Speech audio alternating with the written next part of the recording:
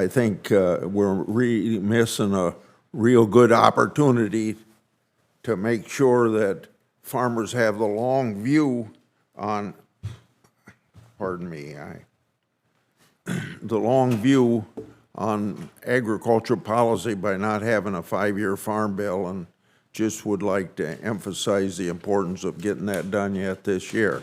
Say, I know, Secretary Vilsack, that you are doing a lot to enhance the enforcement of the Packers and Stockyards Act, and I don't know the status of that, and I know you had a discussion with Senator Marshall on it, but it came up that there was some decisions by circuit courts that you had to take into consideration.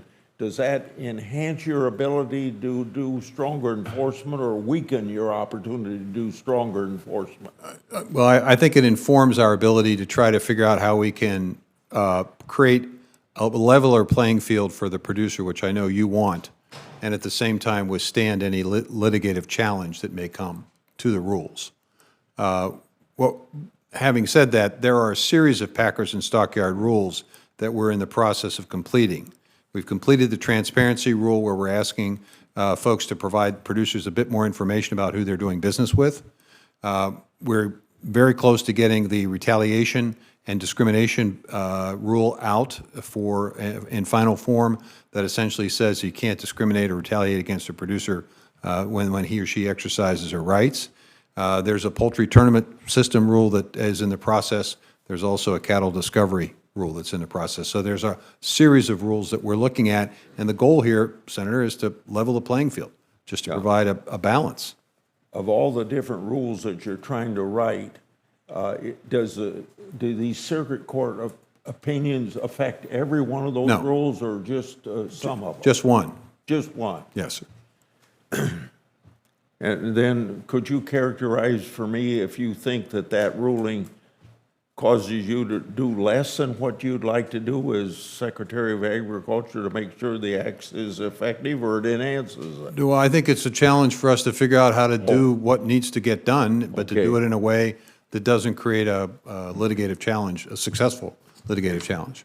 Well, you've informed me well on that, and thank you. Maybe very generally, could you speak about your role, and your role isn't the primary role in regard to this special fuel for airplanes that grain farmers have a big interest in, but your role in that, and then can we preserve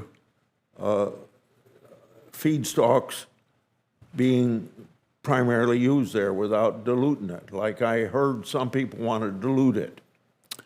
I think we have two roles at USDA with reference to sustainable aviation fuel. One is to advocate for a rule that allows a broad array of feedstocks, including the traditional feedstocks that are used for biofuels, to qualify for the tax credits and for the incentives, so that it's financially feasible to use ethanol, for example. That's part of my responsibility, is to articulate the need, the science behind that.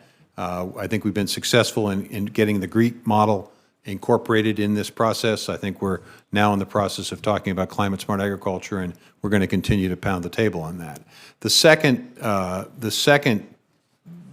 responsibility is for USDA to also provide the science and the data behind the availability of feedstock, the logistics for the supply chain, how you can accelerate adoption and commercialization. I was in Georgia recently at the first commercial scale plant. We need to get to 36 billion gallons. That plant was a 10 million gallon plant. So obviously we have to accelerate dramatically the commercialization and availability. So we need to figure out the tools that we can use at USDA, our loan programs and so forth, to try to accelerate that. Could you characterize for me the advice you've been doing in this, how it's been received by those that have to make the final decision? Well, I think they appreciate the fact that that I'm a strong advocate, and that our team at USDA is very thoughtful and provides the scientific data to back up what it is we're saying. We're not just advocating because it would be good for farmers. We're advocating because the science supports it. And I think as a result, a number of folks who may have been a bit skeptical of the GREET model, for example, now embrace the GREET model. And we're in the process of educating them about climate-smart agriculture so they understand that cover crops and energy and efficient fertilizer and no-till, things of that nature, you can calculate the benefits of those, and that should be incorporated in the matrix and the calculation. No.